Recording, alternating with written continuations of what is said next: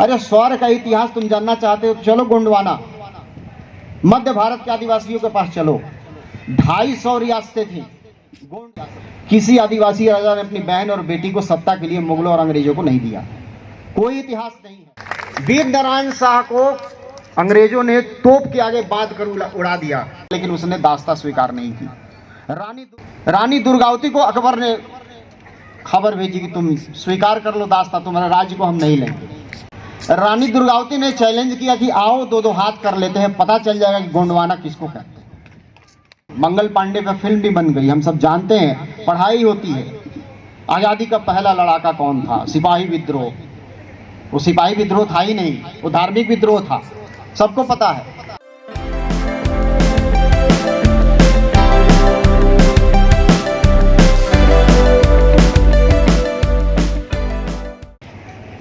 सम्राट अशोक तुम्हारी परंपरा में थे। भारत का एक ऐसा शासक जिसका शासन यहां से लेकर अफगानिस्तान तक फैला था। मौर्य वंश जो हमारे ही परंपरा में थे। ये पूरी लंबी लिस्ट है। अभी कुछ लोग तलवार भाज रहे हैं आजकल लेके, कोई किसी ने कुछ बोल दिया तो लोग सड़क पे निकल गए। हमारा शौर्य का इतिहास, हमारा शौर्य का। अरे शौर्य का इतिहास तुम जानना चाहते हो तो चलो गोंडवाना, मध्य भारत के आदिवासियों के पास चलो। 250 रियासतें थी। गोंड साम्राज्य की, गोंड आदिवासियों की 250 रियासत थी। किसी आदिवासी राजा ने अपनी बहन और बेटी को सत्ता के लिए मुगलों और अंग्रेजों को नहीं दिया। कोई इतिहास नहीं है।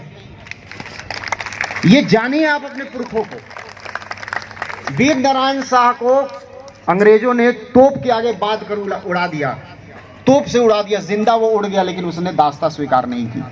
रानी दुर्गावती आपकी परंपरा में आती। अभी आपने नारी शक्ति की बात यहाँ की, बच्ची ने बहुत अच्छा गाना गाया और राही साहब ने इतना अच्छा लिखा, मुझे बड़ा आश्चर्य हुआ कि वो पंजाबी होते हुए इतनी अच्छी हिंदी लिख रहे हैं। काफ़ी अच्छी हिंदी, मैं खुद हिंदी का टीचर हूँ, मैं जानता हूँ। रानी दुर्गावती को अकबर ने खबर भेजी कि तुम स्वीकार कर लो दास्ता, तुम्हारे राज्य को हम नहीं लेंगे।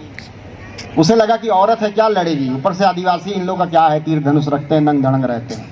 रानी दुर्गावती ने चैलेंज किया कि आओ दो दो हाथ कर लेते हैं, पता चल जाएगा कि गोंडवाना किसको कहते हैं। ठीक है, वो शहीद हो गए, लोग लड़ते लड़ते मर गए। वो बिरसा मुंडा के बारे में आप सब जानते हैं, लेकिन ठीक है, इतिहास जो लिखा गया, हमारी जिम्मेदारी इसलिए बहुत ज़्यादा है। अभी प्रशांत जी जिस तरह से बता रहे थे एजुकेशन को लेके, बहुत अच्छी बात है, जहां हम सच में जागरूक नहीं हैं। मैं जिस विश्वविद्यालय में हूँ वो विदर्भ क्षेत्र में है, आदिवासी क्षेत्र बगल में ही छत्तीसगढ़ है। सबसे कम आदिवासी बच्चे वहाँ पढ़ने आते हैं, क्योंकि चेतना ही नहीं, जानकारी ही नहीं। जिस ज़मीन पे वो यूनिवर्सिटी है वो भी गोंडवाना लैंड है, वो भी आदिवासियों की ज़मीन है, और सबसे कम वहाँ आदिवासी पढ़ते हैं। आपने रविन्द्रनाथ टैगोर का नाम सुना होगा, उन्होंने शांति निकेतन बनाया विश्वविद्यालय बंगाल में, लेकिन ये कोई नहीं जानता है कि वो किस ज़मीन पर वो यूनिवर्सिटी है। वो संथाल आदिवासियों की ज़मीन पर यूनिवर्सिटी, और यही कहा गया उनको कि ये यूनिवर्सिटी खुल जाएगी तो आपके बच्चे भी पढ़ेंगे, आप सबको नौकरी मिलेगी होगा। आप जाएंगे शांति निकेतन तो वहाँ सारे प्रोफेसर चटर्जी, बनर्जी, मुखर्जी लोग मिलेंगे, और झाड़ू लगाने वाले, गार्ड का काम करने वाले, मालिक का काम करने वाले संथाल लोग मिलेंगे। जिनकी ज़मीनें थी, जो मालिक थे वो नौकर हैं, और जो नौकर लोग थे वो मालिक बन गए। किस कारण से? क्योंकि ये कारवां आगे नहीं बढ़ा। जिनकी जिम्मेदारी थी उस वर्ग में पढ़ लिख के जो आगे आ गए, उनकी जिम्मेदारी थी कि उनको लेकर आगे आने की, उनको बताने की तुम मालिक कौन हो। वो काम नहीं हुआ। आज उसी छत्तीसगढ़ में पहले नक्सलाइट भी मारते थे आदिवासियों को, अब सरकार भी मार रही। अभी आजकल नक्सल को खत्म करने का वहाँ चल रहा अभियान। बिल्कुल हम लोग नक्सल का समर्थन नहीं कर सकते हैं, हम लोग संविधान के मानने वाले लोग हैं। हम लोग बुलेट नहीं, बैलेट की ताकत में भरोसा करते हैं, क्योंकि कांशीराम साहब ने हमारे सामने बड़ा उदाहरण रखा कि बुलेट की जरूरत नहीं थी। कांशीराम साहब ने क्या किया, बाबा साहब के जो थ्योरी थी उसको प्रैक्टिकल करके दिखाया। वो कहते हैं कि बंदूक से ज़्यादा घातक कलम है, किताब है, कॉपी है, पढ़ाई है, शिक्षा है। उसी रास्ते को उन्होंने दिखाया। राइट टू वोट है। आज आदिवासियों की हालत ये, जो नक्सल जो मारे जा रहे हैं तो किस लिए सरकार मार रही है? क्योंकि जो जमीन नक्सली हट जाएंगे तो जो ज़मीनें हैं आदिवासियों की वो अडानी अंबानी को बेची जा सके, दी जा सके, जंगल काटे जाके उजाड़े जा सके और सारे आदिवासियों को मारा जा सके। लंबे समय से आदिवासियों का नरसंहार वहाँ चल रहा है। कारण क्या है? राइट टू वोट की ताकत आदिवासी नहीं समझते हैं, भोले वाले लोग होते हैं। इस झूठ फरेब की दुनिया को नहीं जानते हैं, दांवपेच को नहीं जानते हैं, किसको वोट देना है नहीं पता है उनको। क्योंकि जो आदिवासी में रिजर्वेशन से लोग आए वो मुड़कर पीछे नहीं गए अपने लोगों के पास कि कुछ बताएं उन्हें। मेरे ऊपर भी आरोप लगाया जाता है कि आप पंजाब तक तो चले जाते हो, छत्तीसगढ़ में नहीं आते हो, मध्य प्रदेश में नहीं आते हो, कि इनको कौन बताएगा। आप सोचिए कि जो मंडला राजधानी थी जबलपुर रानी दुर्गावती की, आज वहां शहर में दूसरे लोगों ने जमीनें कब्जा कर ली है, आदिवासी यहां नहीं दिखेंगे। जिनका राज था तो 250 रियासतें कोई छोटी मोटी बात नहीं होती है। मंगल पांडे पर फिल्म भी बन गई, हम सब जानते हैं, पढ़ाई होती है। आजादी का पहला लड़ाका कौन था? सिपाही विद्रोह। वो सिपाही विद्रोह था ही नहीं, वो धार्मिक विद्रोह था। सबको पता है कि वो माता दिन भंगी ने उनका लोटा उठाया तो उन्होंने डांटना शुरू किया कि तुमने अशुद्ध कर दिया, मैं ब्राह्मण हूँ, धर्म भ्रष्ट कर दिया। तो माता दिन ने कहा कि तुम जो कारतूस खींचते हो वो गाय की चर्बी से बनती है। तो इनको गुस्सा लगा, सब लोग इकट्ठा हुए, धर्म का मामला था, तब उन्होंने विद्रोह किया। अगर गाय के चर्बी से वो कारतूस नहीं बनता तो मंगल पांडे पैदा नहीं होते। वो तो अंग्रेजों की सेना में थे। लेकिन तो पहला लड़ाका जो है वो हो गया मंगल सिंह की, पहला मंगल पांडे जो है वहीं से शुरुआत होती है सिपाही विद्रोह की। हम सब भी यही पढ़ते रहे। बाद में जाना कि भैया इससे 100 साल पहले अंग्रेजों के खिलाफ पहला जो बिगुल जिसने फूका वो तिलका मांझी था। 100 साल पहले झारखंड का, जिसको फांसी दे दी गई भागलपुर में, उसके नाम पे कोई संस्था भी नहीं थी। बाद में जब लालू प्रसाद यादव मुख्यमंत्री हुए तो उन्होंने भागलपुर विश्वविद्यालय का नाम तिलका मांझी के नाम पर रखा। यूपी इस मामले में एक बड़ा उदाहरण है। सत्ता क्या होती है, राजनीतिक सत्ता, उसका एक बड़ा उदाहरण उत्तर प्रदेश है। किसी छत्तीसगढ़ में आप कहीं भी चले जाए, आदिवासी राज्य है, किसी आदिवासी आइकन के नाम पर नहीं मिलेगा। यहाँ तक कि एक ट्राइबल यूनिवर्सिटी खुली अमरकंटक में, आदिवासी विश्वविद्यालय, उसका नाम भी इंदिरा गांधी के नाम पे बनाया गया। इंदिरा गांधी राष्ट्रीय आदिवासी विश्वविद्यालय, किसी आदिवासी आइकन के नाम पे नहीं बनाया गया। ये बड़ी विचित्र सी बात है। हाँ, तो मैं कह रहा था कि तो अब देखिए रोहतासगढ़ में सिंगी दई, जब दुश्मन ने चढ़ाई की, हार गए, जो मर्द सैनिक थे हार गए। यहाँ नारी शक्ति बैठी हुई है, मातृ शक्तियां, उनके लिए मैं जरूर ये बताना चाहूंगा। अचानक देखा कि एक आर्मी की टुकड़ी आई और उसने धड़ाधड़ तीर धनुष चलाया और मार डाला सारे दुश्मन सैनिकों को। तो ये कहां से आ गया भाई? ये मर्दों के वेश में थे वो। बाद में उन्होंने कपड़े उतारे, बाल खोले, देखा ही तो सारी औरतें हैं। तो उसको जो लीडरशिप, जो लीड जो कर रही थी वो सिंगी दई थी, राजा की बेटी। वो जंगल में जाके लड़कियों को जुटा के वो ट्रेनिंग देती थी, और जब जरूरत आई तो उसने मर्दों का वेश बनाया, साथ दिया और लड़ा दिया। हमारी विरासत ये। मैंने सोचा था कभी कि मेरी अगर बेटी पैदा हुई तो वही नाम रखूंगा मैं, और बेटी ही हुई तो मैंने सिंगी नाम रख दिया।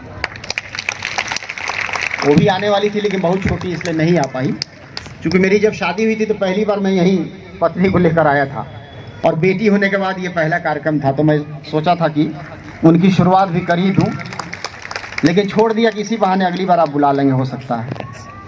तो एक जनी शिकार बना अभी भी जनी शिकार मनाया जाता है उसके सिंगी दई के नाम से। रानी गिडालू नागालैंड की राजधानी थी, वो थी। फूलन देवी हमारे सामने एक बड़ा उदाहरण। रेप जब होता है तो हम रोते गाते हैं, लेकिन फूलन देवी से नफरत करते हैं। फूलन देवी भी हमारी पुरखिन है, ये हमारी ही बहुजन समाज की है, हमारी ही परंपरा में है। मैं इसलिए सब बता रहा हूँ, इतना सब होने के बाद हम किस लिए डरे हुए रहते हैं लोग, किस लिए हम इन्फीरियरिटी कॉम्प्लेक्स का शिकार होते हैं, क्यों हम आगे नहीं निकलते हैं, क्यों हम अपने बच्चों को दूर रखते हैं इन सारी चीज़ों को लेके। यानी शौर्य, वीरता, ईमानदारी, सच्चाई, देशभक्ति, ये जो था ये हमारा भारत था, मूल निवासियों का भारत था। इसलिए बाबा साहब कहते हैं कि सबसे पहले और सबसे अंत में मैं भारतीय और भारतीय, कोई और नहीं कहता है यहाँ का महापुरुष। क्यों ये बात बाबा साहब कहते हैं?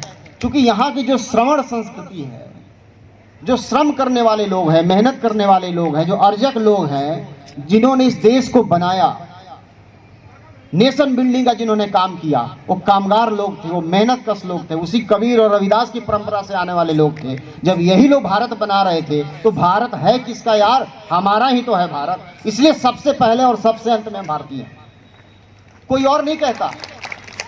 क्यों कोई और नहीं कहता है?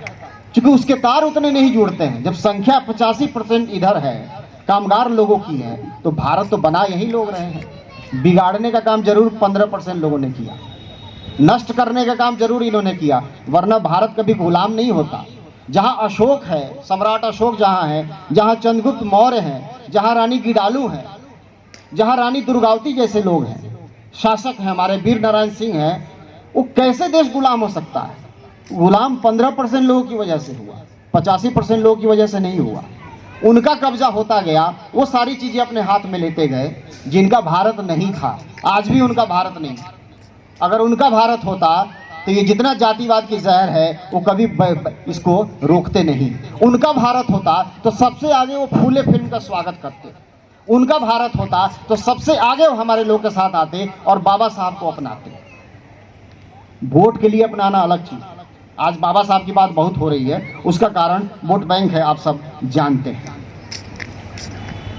पेरियार एक पतली सी किताब है, सच्ची रामायण। मैं उसे कहता हूं बारूद। वो किताब नहीं, वो बारूद है। एक पतली सी किताब ने हिला दिया पूरे सिस्टम को। आज जो स्टालिन इस देश में अगर एक मुख्यमंत्री जो साहस के साथ दहाड़ रहा है, चैलेंज कर रहा है, वो स्टालिन है, उसी पेरियार की परंपरा से आता है। तो अगर वो उसने अपने पुरखों को अगर पकड़ कर रखा है तो जाहिर सी बात है उसमें वो ताकत होगी। अगर काशीराम साहब दहाड़ते हैं, इसका मतलब विरासत उनके साथ है। जिनके साथ भी विरासत होगी वो एकदम तन के रहेंगे और वो दहाड़ेंगे, किसी से डरेंगे नहीं, कहीं झुकेंगे नहीं, क्योंकि विरासत हमारी छोटी नहीं है। झारखंड में देखिए हेमंत सोरेन हैं, आदिवासी समाज के मुख्यमंत्री हैं। बर्दाश्त नहीं हो रहा है,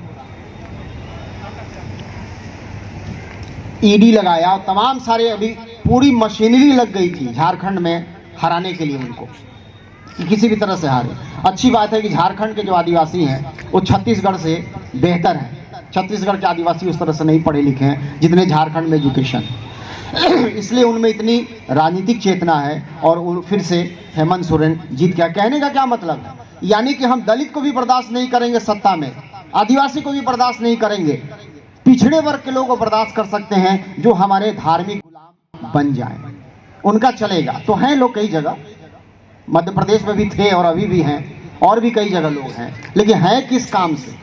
उसी मध्य प्रदेश में सबसे ज्यादा ओबीसी की सीटें काटी जाती हैं, रिजर्वेशन का नाश किया जाता है। इसके पहले जो मुख्यमंत्री था वो भी ओबीसी है, अभी जो मुख्यमंत्री है वो भी ओबीसी है। अब कहने को छत्तीसगढ़ में भी आदिवासी मुख्यमंत्री है, आपको उड़ीसा में भी आदिवासी मुख्यमंत्री है। क्यों बनाया गया? राष्ट्रपति भी क्यों बनाया गया? क्योंकि सीधे सीधे आदिवासियों की जमीनें हड़पने में आसानी हो। पहले दूसरे लोग हड़पते थे तो आरोप लग जाता था कि यह गैर आदिवासी है, आदिवासी की जमीन लूट रहा है। अब आदिवासी को ही लगा दिया कि चलो तुम्हारे द्वारा ही जमीन लूटी जाएगी। तो ये भयानक सी साजिश है।